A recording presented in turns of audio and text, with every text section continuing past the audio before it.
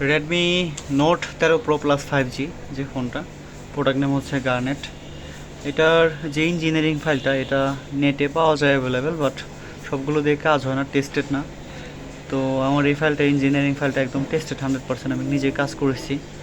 আমি নিজে একটা ফোনে প্রবলেমে পড়েছিলাম, যে ফোনটায় প্রবলেম ছিল। আমি যখন ফোনটা একটা ফাইল কিনি, যেটা হলো চায়না টু গ্লোবাল ফাইল, তো সেই ফাইলটা যখন রাইট করার পরে সিস্টেম হ্যাজ হিস্টোরি চলে আসে।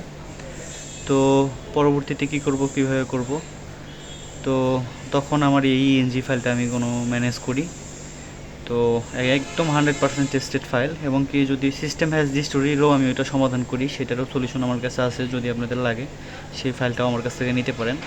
এবং কি এটা হচ্ছে ইঞ্জিনিয়ারিং ফাইল, ঠিক আছে। Redmi note 13 pro plus 5G garnet product name.